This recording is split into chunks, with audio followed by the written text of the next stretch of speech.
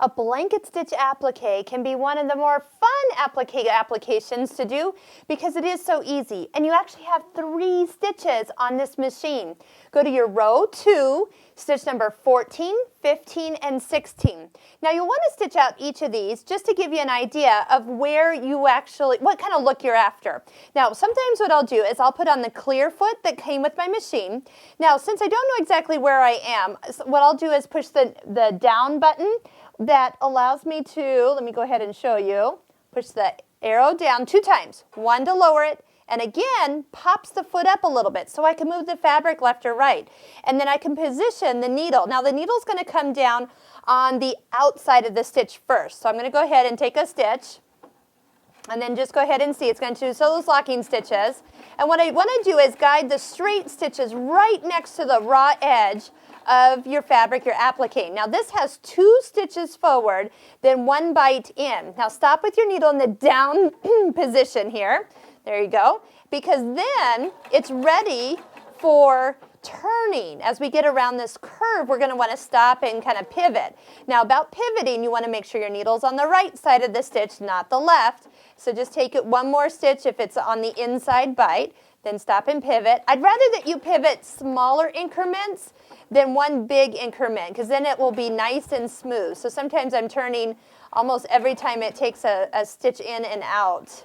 All right, so let's take a look. I'm going to just arrow over. I'm going over to stitch number 15. This one's going to be a heavier stitch. That means, oh, and it changes location of needle. So let me bring my needle up, lift my foot up, bring that over. See, that's why you'd want to test this out so you know what you're in for before you start off. So what it's going to do is it's going to take 2 bites in, and then it'll go forward, back, forward. Now, this will indicate or make it look like it's a lot heavier stitch.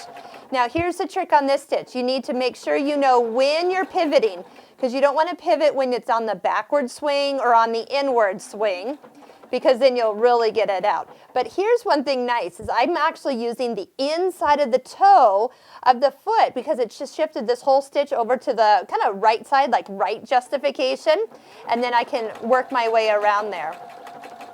Let me show you what we're actually getting, and then I'll put it back in for the 3rd version. So this is like the small one. This is the heavier one. See how much nicer that is? Now you can adjust any one of these stitches to be wider or longer as you wish. So let me just go ahead here. I'm going to just jump over to this other side of the heart. Let's take a look at stitch number 16. This one's actually usually my favorite.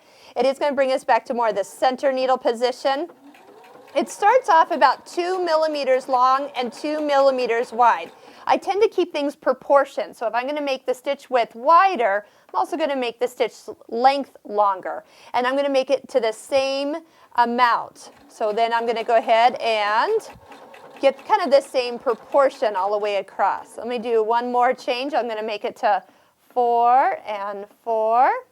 So if I'm going around a larger item, I can easily use one of the wider stitches. But if I had a little tiny circle, what I'm going to do is pick something of the smaller proportion so I can get around it easier. And it won't look any different, but this will really look nice on the bigger one. See all the differences? So definitely take some time to play with your blanket stitches and how they align up with your foot for guiding them around the project.